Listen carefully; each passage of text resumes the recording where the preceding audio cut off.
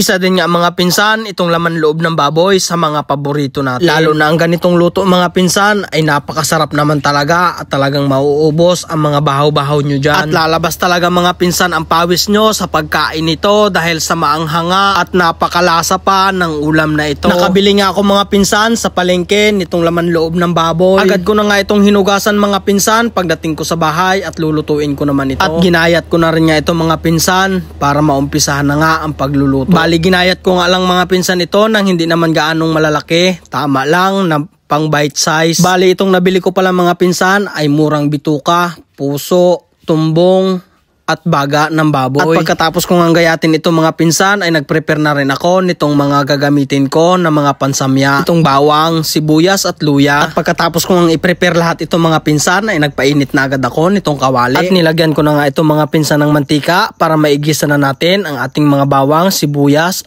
at ang luya. At sunod ko ngang nilagay mga pinsan ay itong Knorr cubes at inilagay ko na rin itong ating main ingredients na laman loob ng baboy. Bali gigisahin lang pala natin yan mga pinsan at lalagyan na rin natin ng pamintang durog. Magic na pampasarap at halu-haluin muna natin yan mga pinsan. At antayin lang natin yan mga pinsan ng mga ilang minuto at pag ganyan na nga na lumabas na ang sariling mantika ay pwede na nating lagyan nitong oyster sauce. Isang maliit lang na pack mga pinsan at naglagay na rin tayo dito ng toyo. At hinalo-halo ko lang yan mga pinsan at ilalagay na nga natin ang ating sikreto na pampasarap dito sa ating adobong laman loob ng baboy. At ayan na nga mga pinsan, inilagay ko na at ito talaga ang magpapasarap sa ating adobong laman loob ng baboy. At antayin lang natin yan mga pinsan matuyo at pwede na nating ilagay ang sili. Bali hindi ko nga muna mga pinsan dinurog dahil kukuha pa kasi ang aking mga anak. Baka kasi hindi sila makakain kapag dinurog ko na agad itong sili. At magantay lang tayo dyan mga pinsan ng ilang minuto ay pwede na tayong kumain. At kung umabot nga sa part na to mga pinsan ay siguro natakam ka rin sa aking niluluto. Baka pwede naman akong papindot ng like button at pa-share na rin itong aking video para marami pang makapanood nito mga pinsan at matakam dito sa ating niluluto na ito. At kung hindi ka pa nga nakapalo sa akin pinsan ay ipollow muna ako para lagi kang updated sa aking mga bagong gawang video. At dito nga mga pinsan ay sabayan nyo na ako dito sa aking masarap na tanghalian. Sobrang sarap nga nito mga pinsan at napakalasa nga ng ulam na ito. Pwede nyo rin nga itong gayahin mga pinsan at lutuin sa bahay nyo at highly recommended ko talaga ito dahil napakasarap naman talaga. Talagang papawisan talaga kayo mga pinsan sa pagkain nito at mapapa-only rice talaga kayo dahil sa napakasarap nga talaga ng ulam na ito. Hanggang dito na lang mga pinsan. Salamat sa panunood. Bye bye mga pinsan!